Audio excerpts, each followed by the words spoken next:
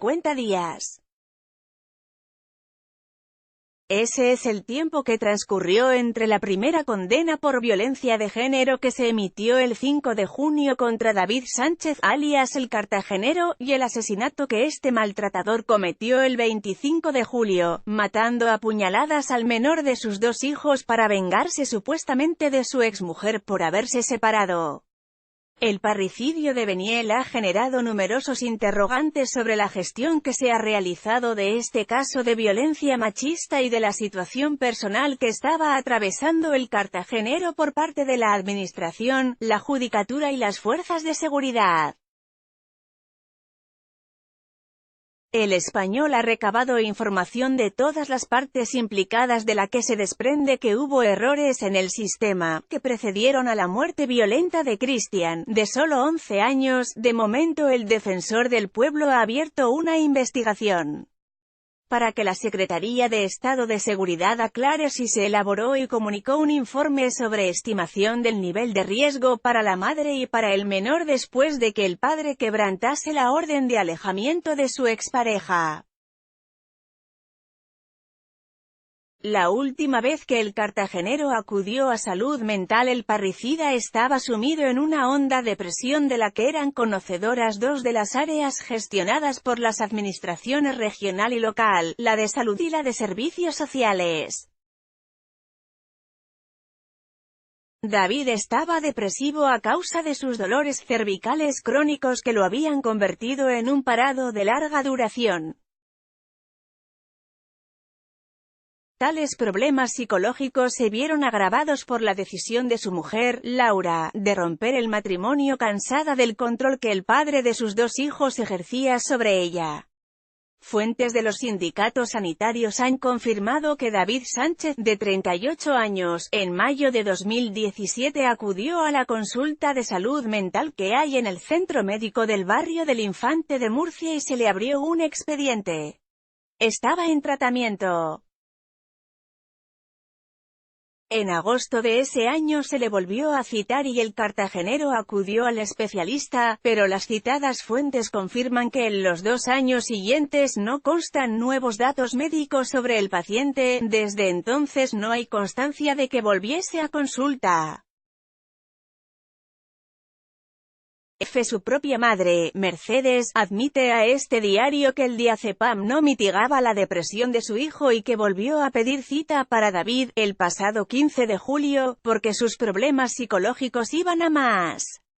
Me dijo varias veces que quería suicidarse, ejemplifica la madre del parricida. El cartagenero no acudió a salud mental del infante a mediados de este mes y solo 10 días después asesinó a su hijo, Cristian, de 11 años.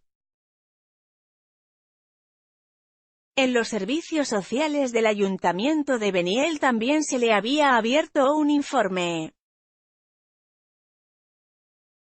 Este año se le concedió una ayuda de emergencia social para afrontar el pago de las facturas de luz y agua del piso en el que se produjo el parricidio, situado en el edificio Azalea de la avenida Calvo Sotelo.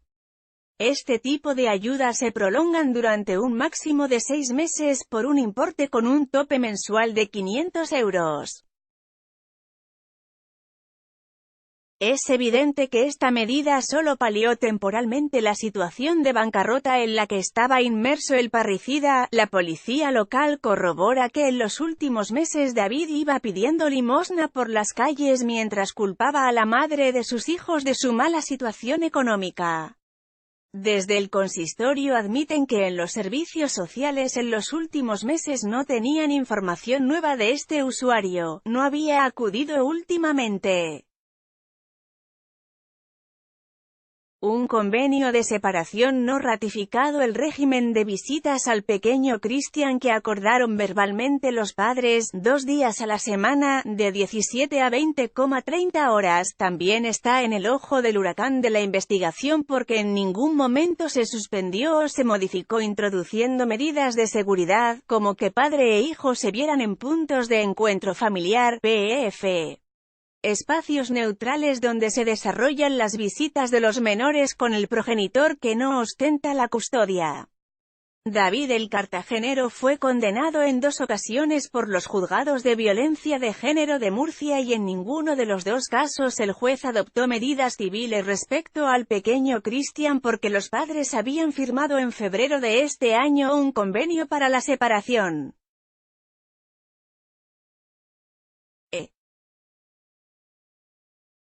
El primer juicio, celebrado el 5 de junio, se saldó para el cartagenero con una pena de cárcel de 6 meses por un delito de coacciones, que no cumplió por ser la condena inferior a 2 años y por carecer de antecedentes penales. También se estableció una orden de protección con medidas penales, la prohibición de comunicarse o acercarse a su exmujer a menos de 100 metros de distancia durante un periodo de 16 meses, así como la privación de tenencia de armas en ese mismo periodo de tiempo. La citada orden no contenía medidas civiles que afectasen al régimen de visitas por 2 motivos. El primero era el convenio de separación que firmaron en febrero y que una vez informado por el Ministerio Fiscal tiene que ser ratificado por un juez. Sin embargo, ese trámite todavía no se había cumplido y no estaba ratificado. De haber estado ratificado se podría haber modificado judicialmente el régimen de visitas al menor en la mencionada condena. La dilación en la tramitación del convenio de separación aumentó por las denuncias de la madre al padre. Al haber habido violencia machista, el asunto pasó del juzgado de familia a un juzgado de violencia de género y no dio tiempo material, indican fuentes judiciales de toda solvencia ligadas al caso. De forma que el juez no entró en el régimen de visitas porque no estaba ratificado y los padres lo estaban tramitando de mutuo acuerdo. La otra posibilidad para que el juez de violencia de género hubiese entrado a modificar o suspender el régimen de visitas, según las mismas fuentes, pasaba por Laura, la madre del menor. Ella lo tendría que haber solicitado a través de su letrado durante alguno de los 2 juicios o haber manifestado que temía por la integridad física del niño durante su declaración en sede judicial. Las mencionadas fuentes confirman que la mujer no manifestó ningún riesgo para el chiquillo. Ella en ningún momento solicitó que el padre no viera al hijo. El segundo juicio se celebró el 19 de junio y tampoco abordó el régimen de visitas a Cristian porque se celebró un juicio rápido tras la detención del cartagenero, motivado porque se había saltado la orden de alejamiento, se plantó en casa de Laura y comenzó a gritar al hijo mayor, David, de 18 años. En un quebrantamiento de condena no se adoptan medidas civiles. Este juicio se zanjó con una condena de 4 meses de prisión, pero la defensa del cartagenero solicitó la suspensión de la pena de cárcel y a tal petición no se negó ni la fiscalía ni la acusación particular que ejercía Laura. De forma que David quedó en libertad.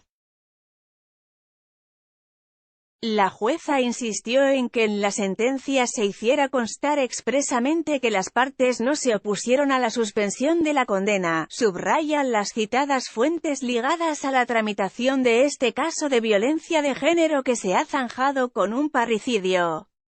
Se bajó el nivel de riesgo de Laura de medio a bajo en el historial judicial que precedió a este parricidio. También despierta dudas la fiabilidad de Biogen, el sistema del Ministerio del Interior contra la violencia de género. En el primer juicio, el 5 de junio, Laura llegó al juzgado de violencia de género número 2 de Murcia evaluada y calificada como una víctima de malos tratos con riesgo medio. Durante la vista quedó probado que el cartagenero telefoneaba, insistentemente, a su exmujer y a su hijo mayor por la separación. Realizaba numerosas llamadas a sus familiares con el mismo objetivo de hacer cambiar la decisión de Laura.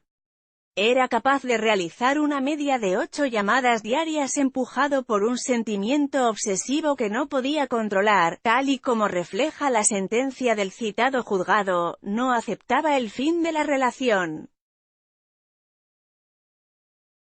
A pesar del contenido del fallo, de acuerdo a la catalogación del sistema Biogen, las medidas de seguridad de la madre consistieron en llamar a la madre semanalmente desde el puesto que la Guardia Civil tiene en Beniel.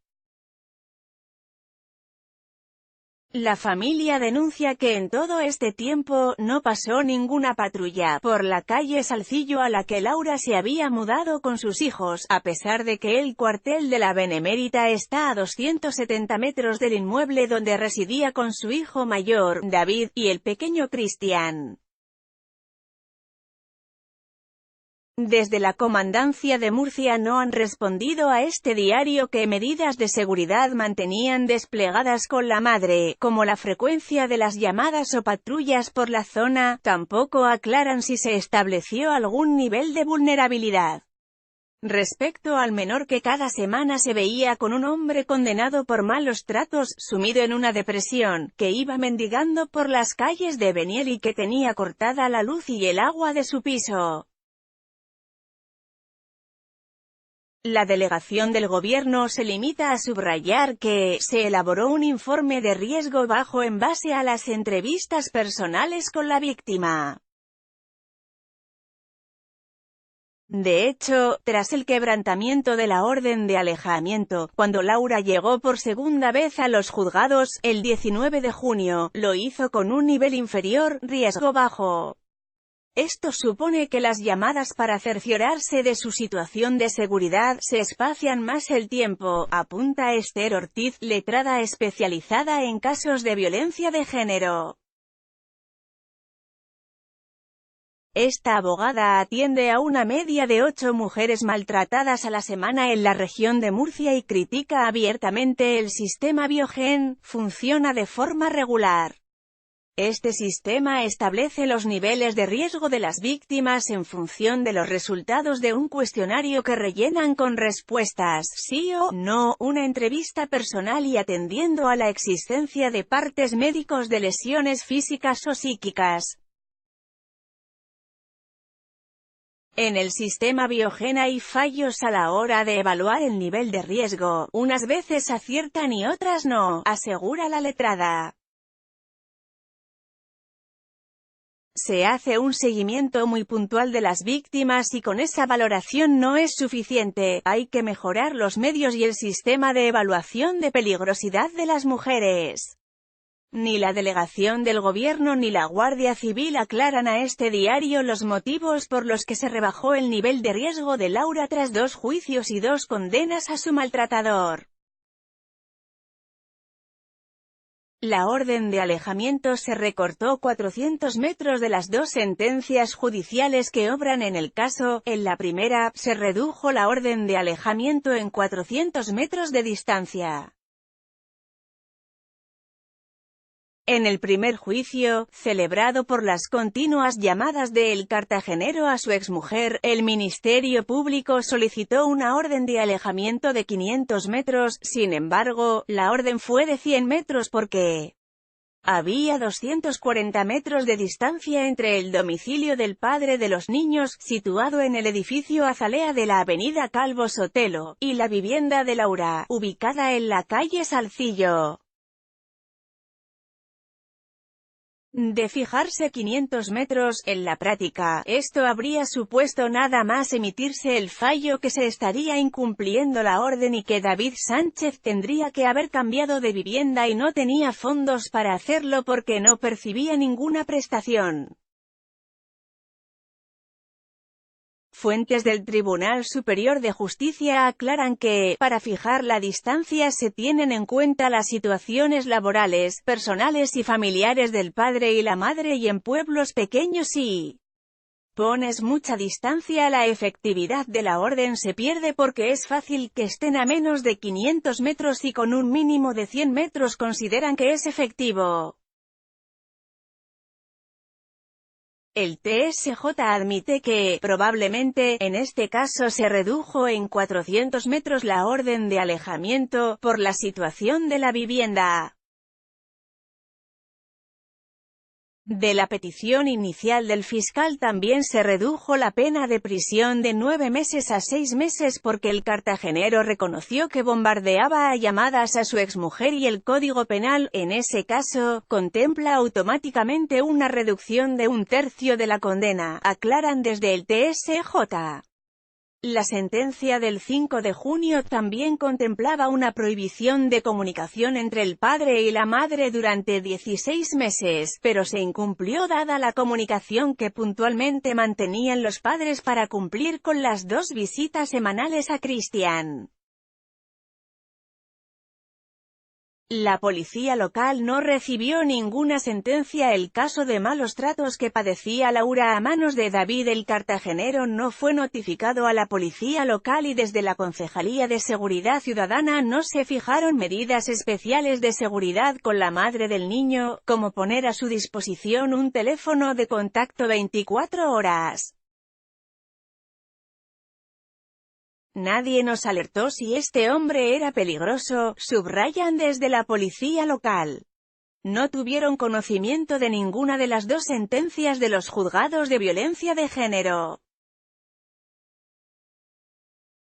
Normalmente, el juzgado nos manda un correo electrónico con la sentencia y las medidas que se hayan tomado, pero en este caso, el juzgado, el fiscal o quien le corresponda no nos envió ninguna resolución ni orden de protección ni de medidas. El ayuntamiento no tiene firmado el protocolo del sistema Biogen por lo que no está obligado a destinar a agentes. La policía local aclara que los juzgados no nos envían siempre las resoluciones de violencia de género, lo hacen en los casos que ellos estiman.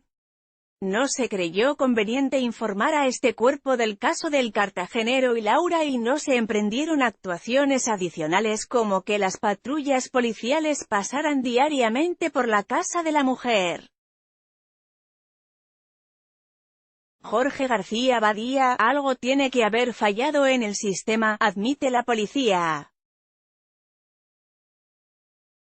Desde que en 2013 estos crímenes comenzaron a ser incluidos en la estadística oficial de violencia de género, 29 niños y niñas han sido asesinados en España por sus padres o las parejas o exparejas sentimentales de sus madres.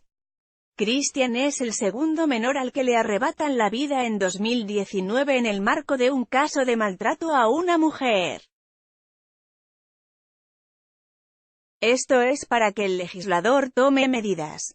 De momento, la Fiscalía de Violencia de Género de Madrid ha pedido información de todo el caso a la Fiscalía Superior de la Región y a la Guardia Civil.